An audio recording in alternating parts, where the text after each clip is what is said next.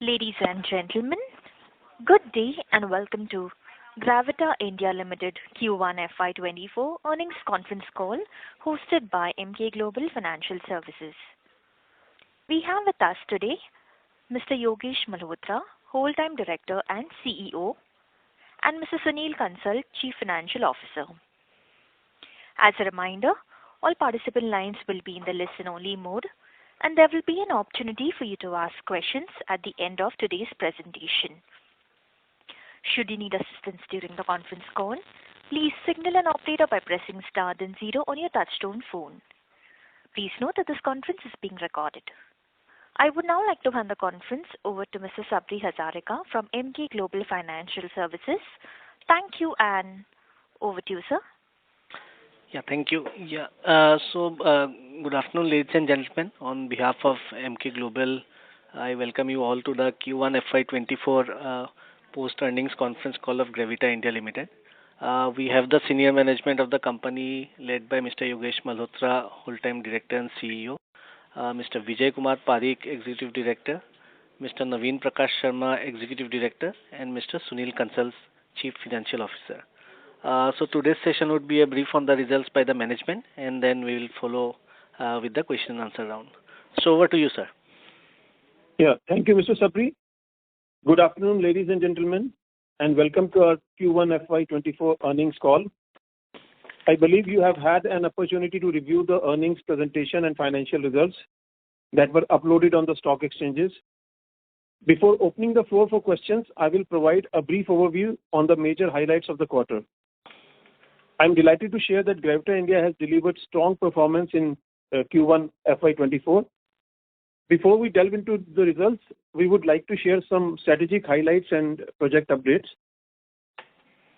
I am pleased to announce that pure lead of 99.98% purity and above, produced by our Phagi Jaipur plant, has been impaneled as an approved lead brand deliverable against the MCX lead futures contract. Pure lead manufactured by the Chittoor plant of the company is already at MCX impaneled product. This will provide Gravita with an additional platform for hedging, better inventory management, and price transparency in the domestic market. I would also like to highlight the fact that MCX maintains a global and stringent quality approach, which is at par with the international exchanges. This reaffirms the fact that the products manufactured at Gravita's plants adhere to global standards, thereby ensuring excellence in every aspect of production. Gravita has expanded its existing capacity of battery recycling unit situated at Chittoor, Andhra Pradesh. The capacity has been increased by 26,440 metric ton per annum to 64,640 metric ton per annum. The capex undertaken stands at around rupees 21 crore. This is funded through internal accruals. Additionally, it's worth noting that this plant leverages the potential of domestic scrap, which is abundantly available from prominent telecom players, UPS OEMs, ITS, as well as waste scrap from the automobile sector in their respective markets. Gravita has also secured contracts to efficiently collect pan-India scrap, enabling the company to serve OEM customers in South India and facilitate exports via the nearby Chennai port, thereby optimizing logistical costs. With this expanded capacity, the company aims to fortify its position in the South Indian market, including the Southeast Asian market as well. Gravita Tanzania Limited, a step-down subsidiary of Gravita, situated in Tanzania, East Africa, has started commercial production and recycling of waste rubber. It has an annual capacity of around 3,000 metric ton per annum in phase 1, which is expected to go up to 6,000 metric ton per annum in phase 2. The capex incurred for phase 1 is rupees 3.86 crore, again funded through internal accruals. This newly established recycling facility will not only result in cost reduction, but also contribute to decrease the carbon footprints. The process of rubber recycling produces pyrolysis oil, which will be utilized by the company for in-house consumption as an alternative energy source in recycling battery and aluminium scrap. This move aligns with the company's commitment to sustainable practices and environmentally friendly operations. Let's now discuss the operational performance. Coming to capacity expansion, as of 24th July 2023, Gravita has grown by 22% from March 2023 and expanded its total capacity to 2.78 lakh metric ton per annum. We are confident that we will reach 4.25 lakh metric ton per annum capacity by financial year 26. This will include both existing as well as new verticals. The company has witnessed a volume growth of 18% in Q1 FY24 on a year-on-year basis. Lead volume increased by 18%. Aluminium volume grew by 63% on a year-on-year basis to 29,287 tons and 5,396 tons respectively. We are maintaining a healthy order book of more than 60,000 metric ton per annum. A reminder of our capex plans: Gravita is committed to expanding its capacity and hence is expecting to incur a capex of more than 650 crore by financial year 26 for its existing as well as new verticals. Capex expected for existing and new verticals is approximately rupees 400 crores and rupees 250 crores respectively. Moving on to Q1 financial year 24 financial results. At consolidated level, revenue for the quarter increased by 21% to rupees 703 crores on a year-on-year basis and showed a drop of 6% on a Q-on-Q basis. 49% of the revenue in Q1 FY24 came from value-added products, aligning with our vision of achieving 50% revenues from this category. On a year-on-year basis, adjusted EBITDA increased by 24% to rupees 80 crores. EBITDA margins improved 11.4% and the company continued to maintain strong margins. Gravita reported a consolidated PAT of rupees 52 crores with a 22% growth year-on-year. PAT margins remained steady at 7.4%. Overall, the company performed significantly well on a year-on-year basis but faced a slight drop on Q basis. This can be attributed to a drop in aluminium and plastic prices. Additionally, the disruption caused by the Biparjoy cyclone had a significant impact on the operation of our major lead plant in Mundra, leading to adverse effects on volume growth and margins. Furthermore, the recent launch of our two new aluminium plants has been in stabilization phase and is yet to operate at full capacity. At standalone level, revenue stood at rupees 654 crores, showing an increase of 6% on a year-on-year basis. EBITDA for this quarter stood at rupees 60 crores, demonstrating a significant improvement from Q1 of last year. EBITDA margins stood strong at 9%. Similarly, PAT showed a significant increase of 136% on a year-on-year basis to rupees 38.72 crores. PAT margin stood strong at 6%.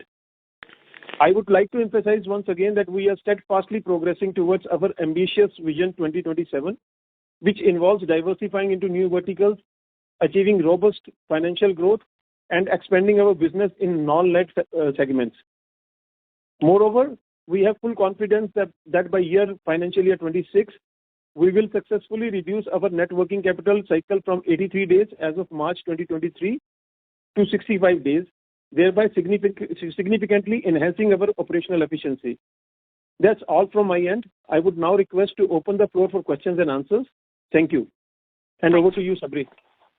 Thank you very much. Ladies and gentlemen, we will now begin the question answer session. Anyone who wishes to ask a question may press star and 1 on their touchtone telephone. If you wish to remove yourself from the question queue, you may press star and 2. Participants are requested to use handsets while asking a question. Ladies and gentlemen, we will wait for a moment while the question queue assembles.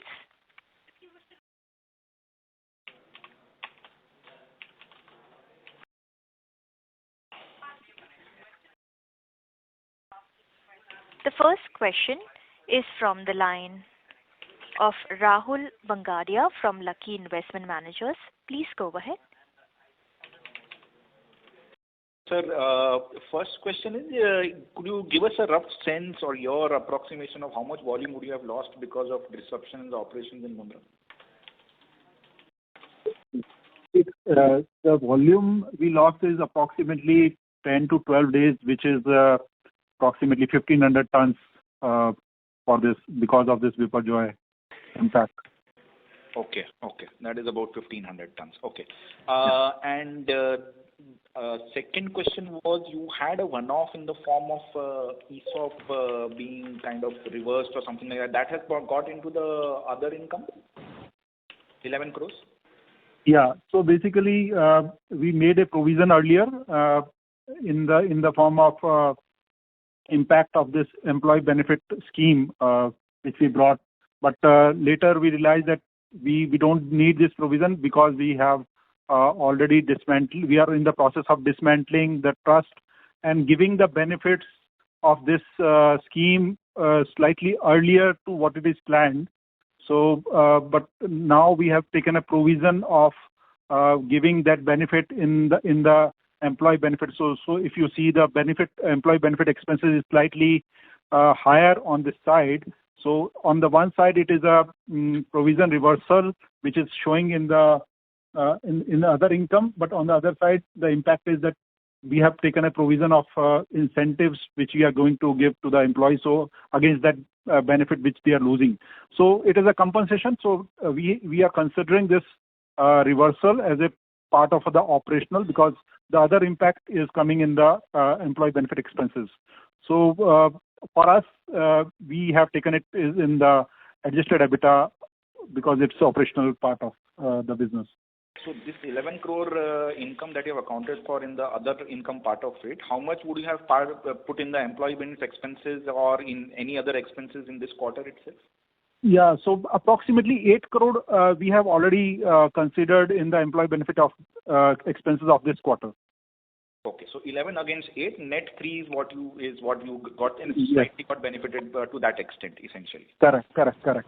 And that is why we have put it even this 11 crores in the operational part, because corresponding cost you have also recognized there. Yes. Okay. Yeah, that's about it for now. I'll come back for more later. Thank you so much. Sure. Thank you. The next question is from the line of Gaurav Gandhi from Growly Trail Capital. Please go ahead. Yes, thanks for the opportunity and congratulations on the good set of numbers. My first question is, sir, how do you collect scrap in India? I mean, do we have any contracts with the companies handling municipal waste, and also do we have any large centers in big cities for collection of household scraps? Do we have any kind of such collection centers for collecting scraps? In fact, in case of domestic collection, our collection plan executes in 3 ways. One is we are having a pan-India contract with Amara Batteries, from which we are collecting the batteries on pan-India basis. Secondly, we are also very closely working with some of the PROs. Those are collecting the battery, e-waste, plastic, and many other commodities as a waste. And out of those waste, we are collecting the plastic and lead scrap from those companies likes of Sambhokaro and other companies. Third thing is that we are also having our contracts with IT companies likes of TCS, likes of Accenture, and other companies from which we are collecting the batteries on pan-India basis, whether those offices are located in SEZs or in domestic tariff areas. Thirdly, we are also collecting the batteries from institutions likes of Jindal Group, Aditya Birla Group, Adani Group. So from the different locations of the factory plants, factory locations, we are collecting these batteries. Okay, and do you think these municipal waste management companies like Antony Waste Handling and all, can we benefit from these companies also for our scrap collection? No, because this municipal waste doesn't collect these batteries, because these batteries will be largely either will be auctioned or it will be sold through different locations. No one will hand over these batteries to the municipal waste. Okay. And my second question is to get more clarity on this EPR topic. Sir, as per EPR policy, if the producer gets responsible for recycling, does it mean that, for example, if whatever Exide batteries or Amara Raja sells, they are responsible to collect and recycle all the batteries? And if yes, what happens to, let's say, if the expired batteries are collected by us? I mean, do we hand over that scrap to them, or how will it work? Yes, you are correct that as per EPR policy, they have to either collect back or recycle themselves, or they can buy recycled lead, or they have to take EPR certificates. Like even it is applied to the import of new batteries also. So they have been given certain targets to collect the battery over a period of time.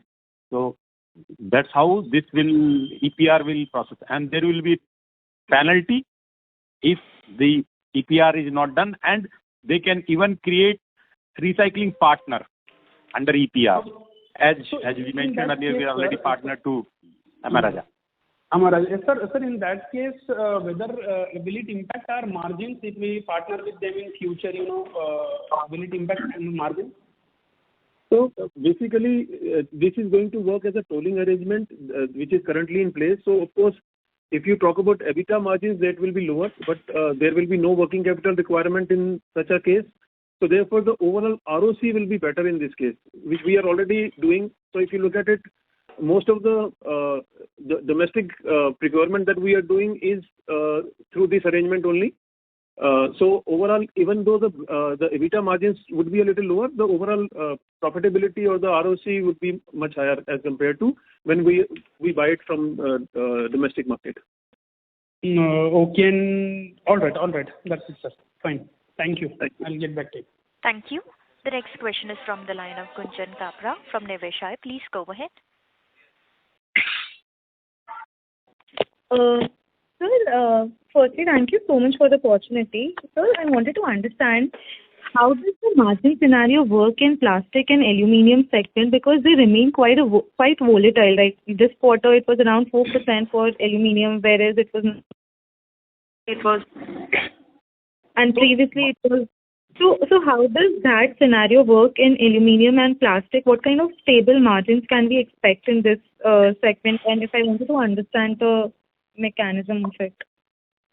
So margin in case of operational margin in case of plastic and aluminium is like in case of plastic it is 10 rupees per kg, 10 rupees per kg, but EBITDA margin per 10 rupees per kg. And in case of aluminium it is because in case of aluminium it is mostly business outside India where we source slightly cheaper, so margin is in the range of 17-18 rupees per kg EBITDA margin. So, but there is a slightly fluctuative margins because of in case of plastic and aluminium we are not hedged fully. So we work on a model where we keep on buying the scrap and we keep on selling the finished goods against that. So we keep the stable inventory, sometime when the market prices are going down or going up, so that time the margins are according to the inventory gain or inventory losses, the margin is going up or down. So that's the reason, because we are not fully hedged in this model, and there is no mechanism also available of hedging this plastic and aluminium. But going forward, we are looking for a mechanism for aluminium specifically. We are entering into arrangement where MCX is going to be available platform for because we are dealing into aluminum alloys. So on MCX there will be a platform for dealing or hedging or giving the deliveries also for aluminum alloy in future. So we are working on that. So hopefully that arrangement is going to be developed by the MCX with the Ministry of Finance. So they are arranging that. So after this, there will be stable margins on the aluminum side. But still we are finding for solution for plastic also similarly, where we can hedge the margins for the future. Okay, got it. So second question I had is that you have already spoken about the total capacity expansion that you plan to do it over the years, but I wanted to know that from today and what is the expansion that is happening in apart from lead and other metals. I mean, I wanted to understand rubber, what's the expansion plan for from FY23 to 26, how much is the incremental capacity for rubber, then plastic and aluminium, and if any other expansion also you plan into this segment. in any other segment? So basically, the total capacity, which the expansion we are doing in case of lead is approximately from 300,000.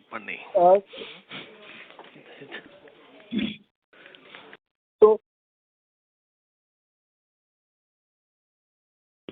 okay, so the capacity of by 2026, the capacity of lead, which is currently 225,000, we are taking it to around 300,000 tons. And in case of aluminium, it is currently 30,000 tons, which we are taking it to 48,000 tons. And in case of plastic, it is currently 22,000 tons, which we are taking to 65,000 tons. So these are the capacity expansions which we are planning for the existing verticals. And there is another vertical which we are talking about is rubber recycling.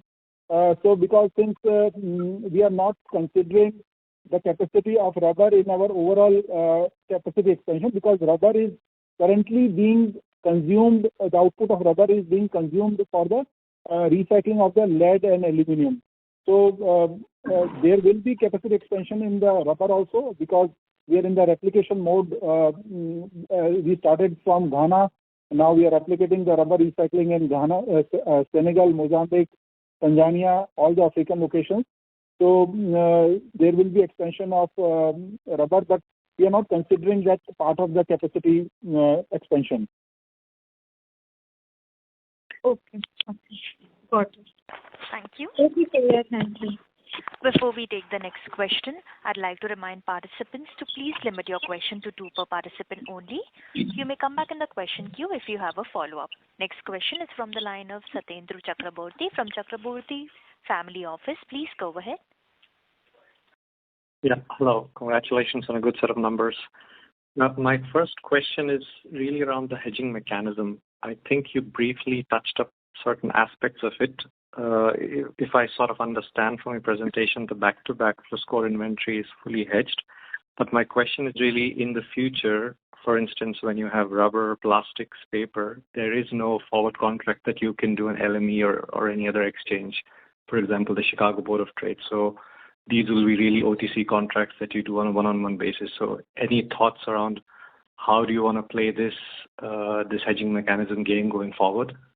Yeah, so I think it's very clear that on lead we are already hedged, which is around 80%, and we are already in discussions with MCX to start incorporating ADC12, which is the major alloy that we make, to incorporate it in their delivery mechanism. So these two in future will be taken care of. But apart from that, I think in other verticals like plastics, etc., although there is no mechanism currently available where we can hedge it on exchanges, but definitely we have tie-ups with OEMs where we sell them forward contracts. So whatever deliveries I'm going to give to any OEMs in July, the prices would be M-1 basis. So whatever I'm collecting today, more and more of that material would go in the next month. So that is where you are probably doing natural hedging, which we call it. Is the mechanism for that is already in place. So going forward, wherever there is no possibility of hedging through exchanges, we would incorporate this mechanism more and more. Okay, and just one sort of follow-up on, so it is fair to say that you mentioned aluminium, that you will potentially start to hedge this more, so it is fair to say that the EBITDA per metric ton will not be continuously dropping as we have seen for the last couple of quarters, right? So, okay. Yeah, absolutely. Okay, the second question I had was really on the turnkey projects piece. So I think this segment is performing brilliantly. I just wanted to hear from you what your outlook is on this, any margin revenue guidance you can give. And I also wanted to understand really very importantly, what is the market positioning that Gravita has? Is there like no other integrated player who can provide, let's say, integrated turnkey solutions, or do you have other, let's say, outside India players who can do that? Because I'm not sure that I understand the market structure fully well for this kind of service.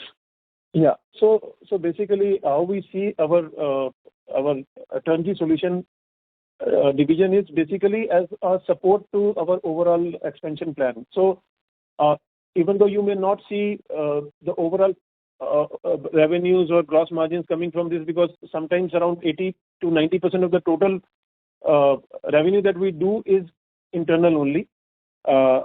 In terms of where we are placed, actually, if you look at it, I mean, there are either European companies that are into this who are providing these solutions globally, and then in lead and aluminium generally, otherwise there are no companies available which can make or produce sustainable, environmental friendly equipments. So we are the only solution provider in the developing countries who can provide this solution which is viable even if you make a smaller plant. So generally, if you go for a bigger plant where around you are recycling, for example, for in lead around 5 to 10,000 tons per month, then there are various options available from European companies. But if you are anywhere in the range of 1 to 2,000 tons per month, there are very few options available, and that is where Gravita is placed. But we don't see it only through that lens. As I mentioned earlier, that for us it's a in-house research center where we keep on improving our efficiencies, our yield, in terms of making it more environmental friendly.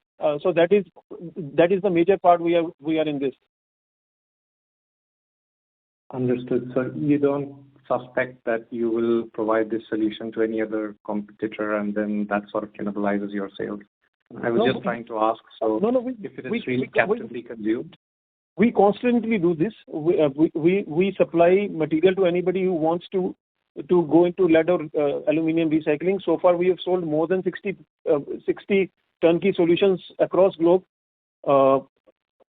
and we have a handsome margin of around 25 to 30% in the volume that we do externally.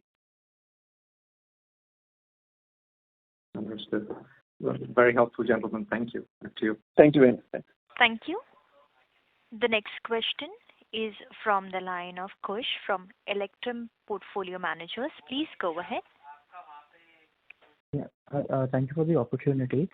So I had two questions. One was why any reason for the tax rate being higher in this quarter at 14%? And second, the domestic scrap collection this quarter has been around 30% as per presentation, while in the previous quarters it has been in the range of 40 to 45%. Yeah. So your first question related to tax, because this quarter it was Indian business were more profitable as compared to what it was earlier. So proportionately, the tax rate in India is slightly higher than the average tax rate in the overseas business. So because of this, the average tax of previous year is approximately 11%, against which this quarter we ended up at 14%. So because of the slightly proportionately higher profitability in higher PBT in India. So that's the reason for the tax. And your second question was about the domestic but scrap availability, right? Yes. So part of that is part of the reason is that and why we did better in India as compared to the other parts of the globe is that Indian market was giving better premiums over overseas businesses. So we imported a lot of batteries because overseas scrap was cheaper as compared to Indian scrap during these times. So we imported more overseas scraps to increase the capacity, to increase the profitability and reduce the Indian scrap. So there are opportunities of arbitrage available time to time for us, where there is a difference between Indian scrap. Sometimes Indian scrap is cheaper.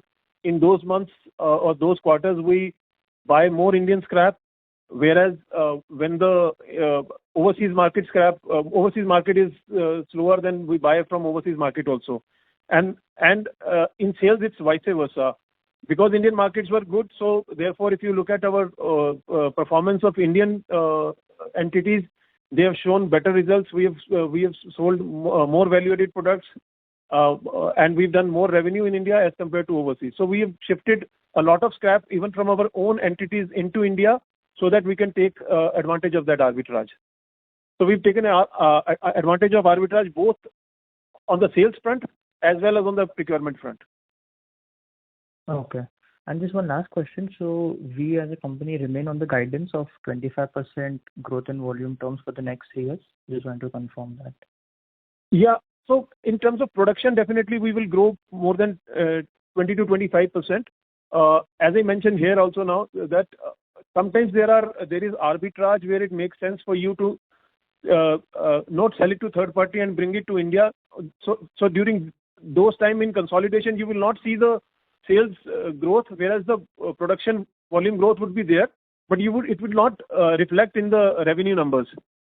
But in terms of profitability, our target of 35% profit PAT growth would always be there. Bottom line growth of 35%, we are very confident of achieving. Okay. Thank you. Thank you. Thank you. The next question is from the line of Hemant, an individual investor. Please go ahead. Sir, thank you for providing me the opportunity. As per one of our earlier calls, we are supposed to actually, we have the target of doubling our revenue over the next 3 years. So I hope it doesn't include the revenue from the existing verticals, right? From the new vertical. It only includes the revenue from the existing verticals, and the revenue from the new verticals will be over and above the revenue of after doubling it, right? No, our target, I think the target that we have mentioned earlier also is that we are planning to grow at more than 25% in terms of volume on a year-on-year basis for the next 3 to 4 years, and around 35% profitability growth CAGR in the next 3 to 4 years. So that remains our target even now. But as I mentioned earlier, that sometimes the revenue growth will not reflect the volume growth in the company.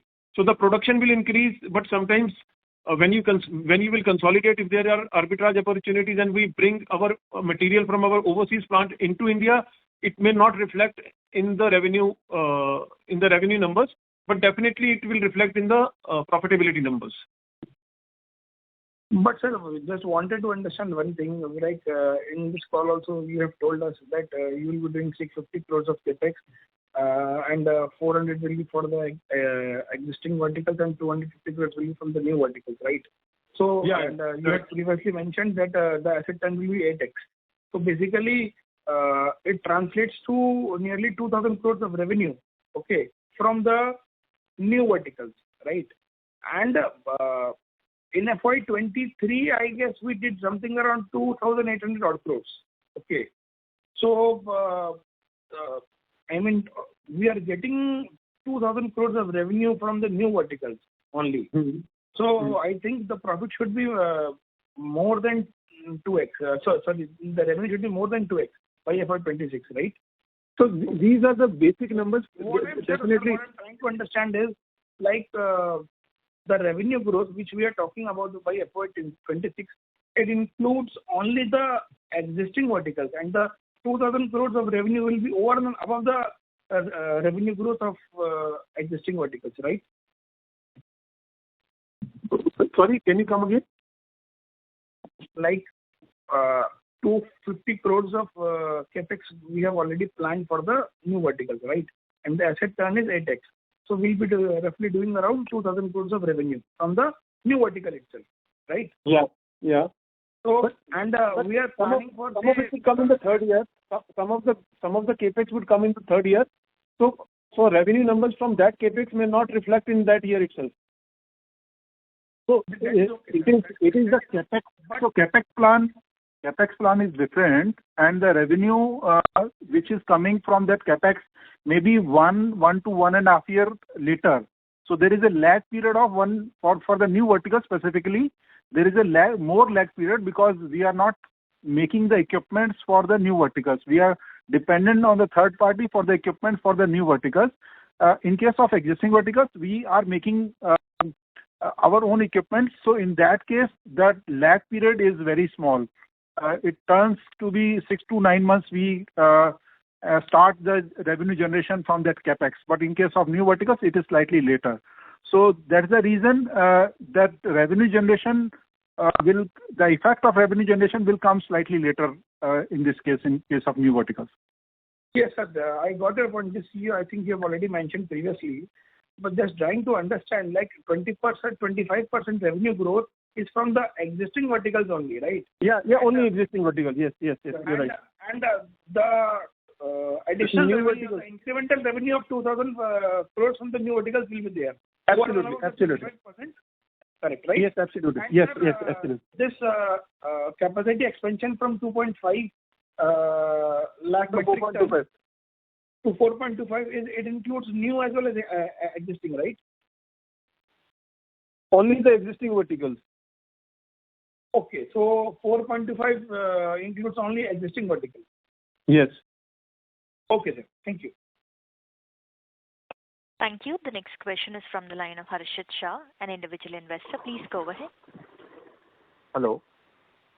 In the last quarter, we have seen promoted transferring shares through bulk deals to some investors. So do we see any more such transactions in future? Second thing, in last con call, we also said that we'll be doing some QIP. Can you share the timelines of it? So basically, to answer your first question, there will not be any more dilution of the stake by the promoter. Okay. So that is the first part. The second part is QIP will only happen when we see that. So we have our internal debt to equity target. Yeah. So basically, earlier we planned QIP to fund the expansion which we are planning for, but later we realized that the internal generation of the cash, which is sufficient enough to fund the future capex and the working capital needs, because we are going forward. We are taking up the business which is slightly better in terms of working capital cycle. So we are bringing down the working capital cycle. So we don't see the requirement of the funds going forward. So we recently got some funding from the ESG funds, which is reducing our debt cost also. So we are funded from them, and so there is no point of diluting at this moment. No further QIP is planned in the near future, except we get an opportunity of a significant, sizable, the opportunity of M&A. So that will be the only reason to come up for the QIP in future. And just one more question, sir. You have said that you have transferred some inventory from abroad, Indian market, and we have processed here and sold it India. But we also have a plant at Africa and other markets. So why we haven't processed it there and sold it to India? Won't it be more cost effective? No, so as I mentioned earlier, there are certain times when there is an arbitrage in prices available in India as compared to overseas markets.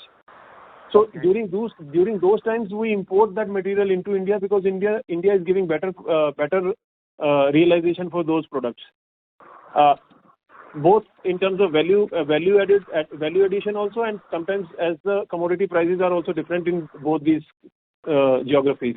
So only during those times we bring that material into India. Otherwise, we sell directly to third parties. So having geographical diversification also gives us these benefits from time to time. Yes, I understood that, but my question is regarding if we have a good lower cost material from Africa, can we process it there and sell the finished product in India when the arbitrage is there? So generally we do that. Cost effective? Yeah, so generally we do that, but in some cases, some of the value-added equipment required are not viable when the scale is smaller. So for example, Tanzania, we are only doing 700 to 800 tons per month. In those countries, it is not viable to put up all the value-added equipments for all the value-added products. So in those cases, we bring it to India. So the basic process is done in those countries only, whereas some part of the value addition is done in India. Okay. Thank you so much. Thank you. Thank you. The next question is from the line of Rohit Bahirwani from Vijit Global Securities. Please go ahead. Yeah, thank you for giving me the opportunity. My question is, if we see the interest cost, it has increased from 10 crores to 13 crores since last quarter. So I want to just know how much additional borrowings can we assume going forward, including both capex and working capital.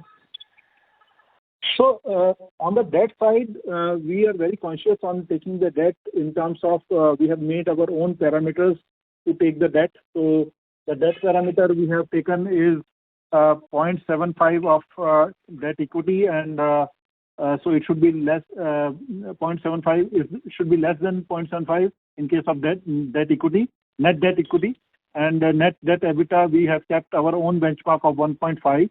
So within this parameter, we are consciously taking the debt, but considering the cash flow coming in and the capex plan and the working capital requirement, so we are not seeing significantly higher debt in future. We are expecting to be in the range of from current number of around 370 crores to maximum of 550 crores in the next 2 to 3 years. So this quarter was an anomaly in the sense that we imported a lot of raw material from overseas as compared to domestic material because that was cheaper for us. And also we diverted some of our products from overseas plants into India. So that is why you see a higher inventory carrying cost, which will reduce in the coming quarters. Okay. I had one more question. As per the investor presentation provided by the company has signed MOU to establish battery recycling plant through joint venture in Oman. So by when can we expect this to be operational? So it will be operational in 1 year, probably by first quarter of next year it will be operational. Okay. And also there is one location, Dominican Republic, which is showing in your global and pan-India operations. So just wanted to know what our company's plan with respect to that. So DR is a place where we are planning to put up a paper recycling plant in the future. And also we will start plastic recycling in that country. So any numbers with respect to capacity? So it will take more than 1.5 years to 2 years to put up a paper recycling plant, but plastic can start a little early. So Dominican Republic is part of our new vertical business, which we are expanding in different products. So one of them is paper recycling, which we are planning to start in Dominican Republic. So we are still under evaluation, second stage of evaluation, feasibility at the Dominican Republic. We have just because it's our business model to start the trading first.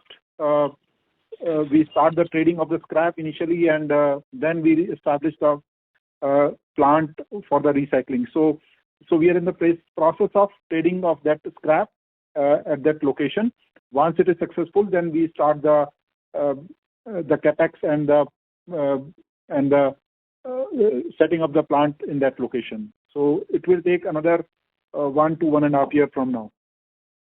Thank you. Before we take the next question, a reminder to all the participants to please limit your question to 2 per participant only. The next question is from the line of Devang Shah from AC Mehta Investment. Please go ahead. Hi, good evening, sir. Congratulations for a good set of numbers.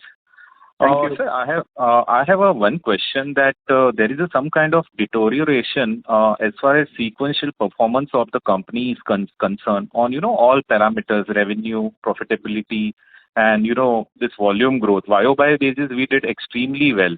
So any specific reason for that? That is my first question, sir. So there is a slightly dip on the Q-on-Q basis, which you are talking about, right? Yes, sequential basis. Yeah, so sequential basis, as we mentioned earlier, that part of the revenue was lost because of Biparjoy. It affected the Mundra plant operations to the extent of, so the plant operations was affected by around 10 to 12 days. And apart from that, we just recently started our aluminium plants. So it would take some time to stabilize those plants. Probably that is one of the reasons why the numbers were not as good as we had expected. And of course, there is a drop in aluminium and plastic prices also.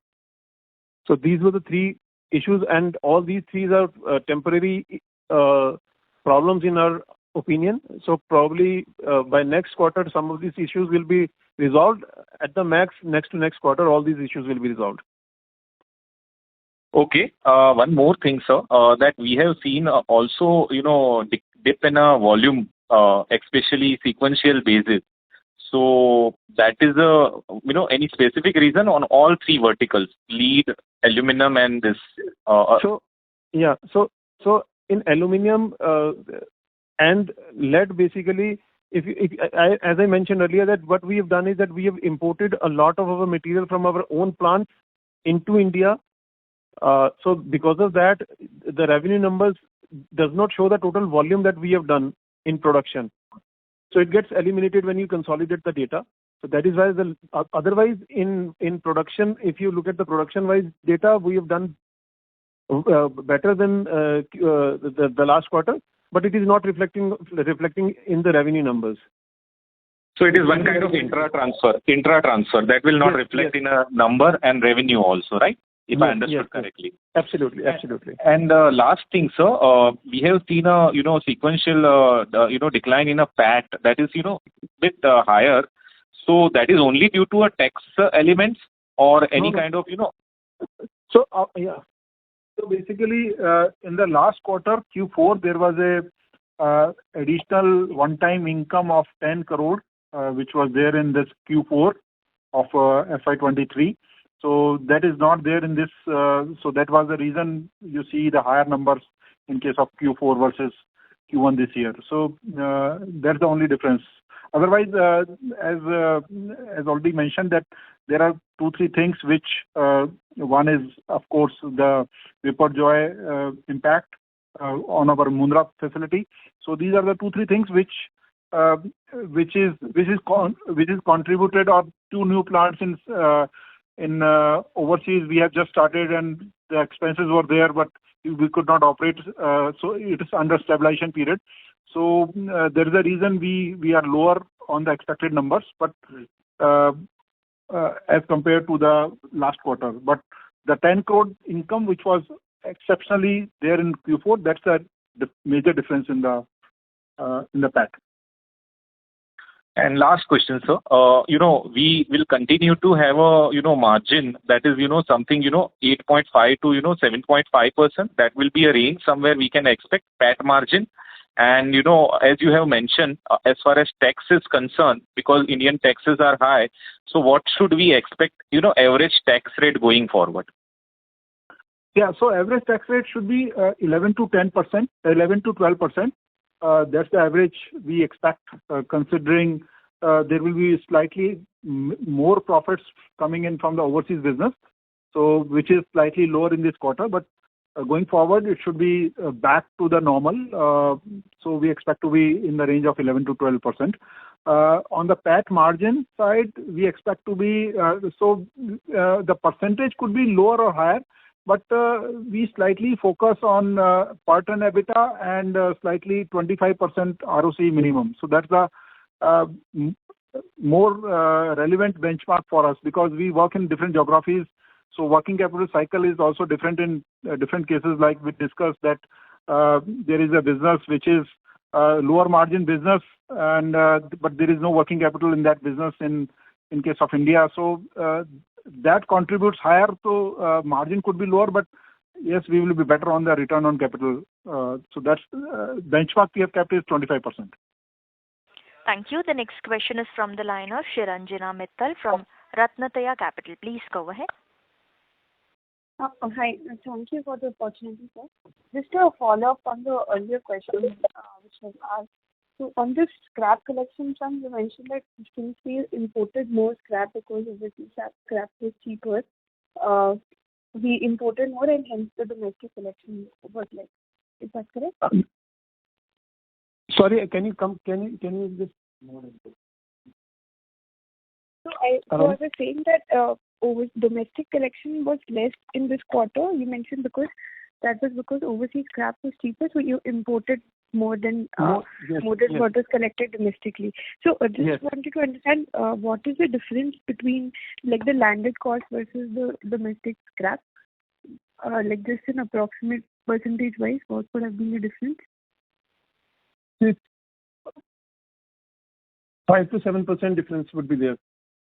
I mean, if you, but the thing is that it is a little difficult to compare both these, because then you have to see where we are selling it and to the customers that we are selling it, because Indian scrap mostly is a tolling business where the margins are fixed, whereas when we import scrap and we sell it in India, then the margins increase because then the EBITDA margins are much higher in those cases. So it's not an apple-to-apple comparison. Okay. So if I'm understanding it right, because of value add, the margin difference would be there between what is sold, what is imported and then sold, and versus what is. So, but in terms of working capital, the working capital is lower in the tolling business. So when you make these decisions, you look at it in terms of margins, just solely margins, or the ROCE wise, what is the impact? So the basic criteria is to get the highest ROC. So if we are getting higher ROC by importing that scrap, even though the working capital cycle is higher, but the profitability is higher, in that case, then we'll go for imported scrap. But if the ROC is higher in the tolling business, then we go for the tolling business. So that is one criteria that we have kept, but it's not that we will convert 100% of tolling business into. So we can only play 10 to 15% only here and there. More than that is not possible. Thank you. The next question is from the line of Rahul Bakaria from Lucky Investment Managers. Please go ahead. Thank you for taking my question again. There was a previous question on the interest expense going up. It's the highest in about 4 quarters now. If you could just give us a sense of what is your debt number right now, and what should we look forward to in that particular item? So current debt number is approximately 375 crores, and earlier net debt I'm talking about, and the number, if you compare it with the March numbers, it is 314. So it is increased by approximately 60 odd crores in this quarter. And so reasons we have discussed that there is a slightly, so there are, because we have recently started the new capacities in Mundra and Chittoor, so we imported certain scraps in anticipation of this in capacity. So recently we have started this capacity and the plants are under ramping up, so gradually it will reduce to the normal level.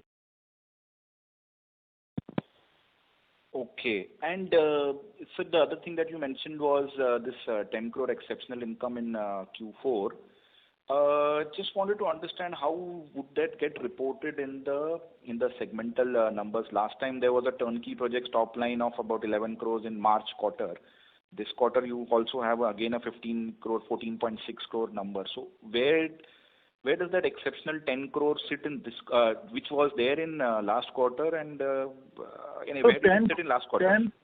So 10 crore income was related to the tax. It was basically recognition of the MAT. So it reflected in the tax itself. Last quarter you were saying is reflected in the... Okay. Q4 it was. Q4 10 crore of MAT recognition. So that was reflected in the, not in the EBITDA, it's only in the... So it was only on the tax side, you're saying? On the tax side, yeah. So the tax number was lower by 10 crore. Okay. I'll come back to you for more questions, sir. Thank you very much. Sure. Thank you. The next question is from the line of Vikash from Accra Group. Please go ahead. Thank you. One thing is one of the customer is there, is the Amara Raja. And they also, one of the fully owned subsidiary is the Amara Raja Circular Solution is there, which is also is a recycling business area. Whether any kind of the impact is come in our recycling, lead recycling? In fact, a customer we are directly dealing with Amara Raja batteries, to which we are having the direct contract for supply of our products, as well as we are collecting the battery scrap from different owners of Amara Raja and recycling it and supplying back to them.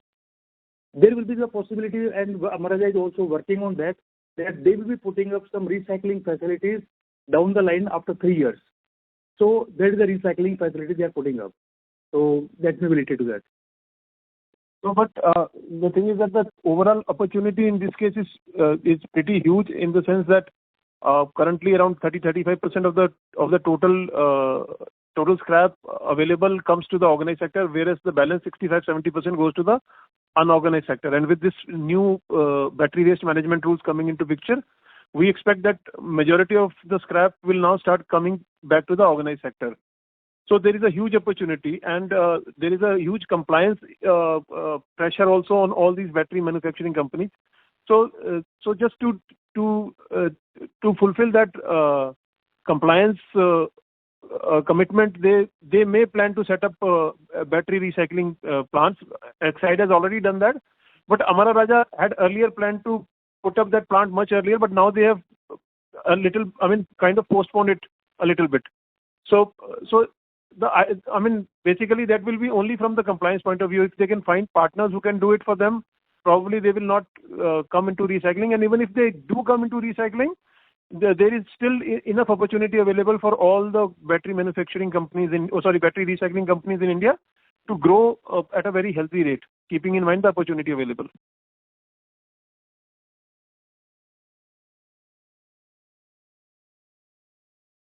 Hello?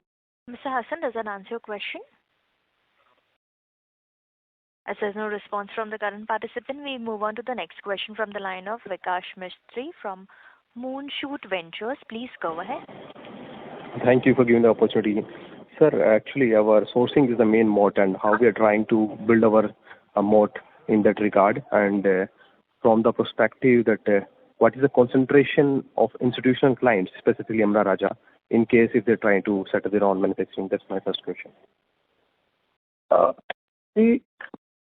Amara Raja sells, and for that matter, all the other battery manufacturers sell their batteries across India on a pan-India basis. So the battery gets collected across pan-India basis. So even if Amara Raja puts up a plant, they will put up a plant in one location where they are kind of manufacturing their batteries. So, but what about the other regions from where they have to collect those batteries from? That is where they need partners. So Gravita fortunately has pan-India presence. We have plants, one in north, one in south, one in west, one in central region of India. So it gives us, in terms of overall efficiencies and logistic costs, it gives us, advantage over others. So even if they bring that plant first of all will not cater to the entire capacities available for recycling in India. Then collecting that battery from say north and bringing it back to south where their battery manufacturing plant is there would not be logistically economical for them. So they would need partners like us. That's great, sir. But my question is that what is the concentration of top 5 institutional players who are giving sourcing to Gravita? So in terms of their plants, Exide has a major plant in Calcutta. Amara Raja is in south. Sir, sorry to interrupt. Let me put it this way: that what are the top 5 institutional clients percentage share in your scrap collection from them? Okay. Yeah, in fact, other than Amara, we are collecting the scrap from various locations of SEZ, then IT companies likes of TCS, Wipro, Accenture, those kind of clients, and thirdly from the industrial sources. So by and large, our scrap collection is more or less equal in volumes from all these institutional players. Sir, what top 5 players? What is the percentage it is? Like if you consider top 5, one is the TCS, second is Accenture. Sir, can you place the percentage to that? No, this is random because the battery cycle is close to 3 years. So sometimes TCS volumes will be higher, sometimes Accenture volumes will be higher, sometimes Wipro volumes will be higher, and sometimes SEZ business will be higher. So it normally varies on year-to-year basis.